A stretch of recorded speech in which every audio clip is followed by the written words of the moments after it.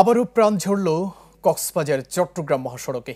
চকরিয়ায় বাস ও মাইক্রোবাসের সংঘর্ষে নিহত হয়েছে একই পরিবারের ৫ জন। এর মধ্যে ৪ জনই নারী। তাদের সবার বাড়ি কুমিল্লার চৌদ্দগ্রামে। পরিবারের সবাই মিলে কক্সবাজার আসছিলেন বেড়াতে, কিন্তু সেটি যে রূপ নেবে অন্তিম যাত্রায় কে জানত। তাই প্রিয়জনদের হারিয়ে স্বজনদের কান্না যেন থামছেই না। বুধবার সকাল ৯টার দিকে মর্মান্তিক এই ঘটনা ঘটে কক্সবাজার চট্টগ্রাম মহাসড়কের চকরিয়ার ফাঁসিয়াখালী হাঁসের দিঘি ঠালা এলাকায়, যেখানে চট্টগ্রামমুখী মার্সা পরিবহনের বাসের সাথে বিপরীতমুখী মাইক্রোবাসের সংঘর্ষে প্রাণ যায় ৫ জনের।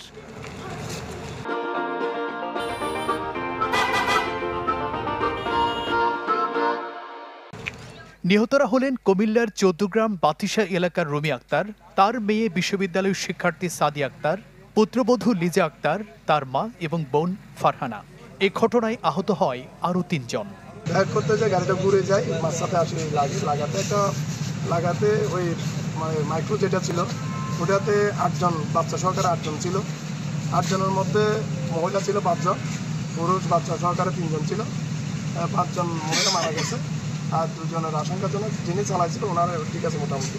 এখন অ্যাক্সিডেন্ট হয়েছে শুনলাম এই যে 15 থেকে 20 মিনিট আগে, বুঝছেন। তো এখন এখানে আসে একটু দেখার জন্য 2 জন হয়েছে চোখে হাসপাতালে আছে। আমার ওই যে ভাগ্নিটা আর আমার নাতি বউটা, এখানে আমার 3 জন আছে। পুলিশ দুর্ঘটনা কবলিত 2টি গাড়ি জব্দ করেছে। ঘটনার জন্য কোন গাড়ি দায়ী তা চিহ্নিত করার কথা বলছে পুলিশ। গাড়ির গতিটা একটু বেশি ছিল, আর উনি নতুন ড্রাইভার। এই রাস্তায় নতুন ড্রাইভার আসলে একটু সমস্যাটা হয়, দুর্ঘটনা বেশি ঘটে। উনি রাস্তাটা বুঝতে পারে নাই। আমি ড্রাইভারের সাথে কথা বলছি, উনি ব্রেক করছে, ব্রেক করার কারণে আর মার্সা গাড়িটা খুব দ্রুত ছিল, এই জন্য গাড়িটা রাস্তার উপর উঠে গেছে। আর আমরা মার্সা গাড়িটা চালক আমরা পাই নাই। আমরা তাৎক্ষণিক উদ্ধার করে মালুমঘাট হাসপাতাল এবং সরকারি হাসপাতাল নিয়ে যাই। লাশগুলো হস্তান্তরের প্রক্রিয়া কার্যক্রম চলমান আছে আইনগত। চট্টগ্রাম কক্সবাজার দেশের অন্যতম দুর্ঘটনাপ্রবণ মহাসড়ক। সরু আর অসংখ্য বাঁকের মধ্যে বেপরোয়া যান চলাচলের কারণে প্রায় প্রতিদিনই এ মহাসড়কে দুর্ঘটনায় ঝরছে প্রাণ। Desk report, channel 24।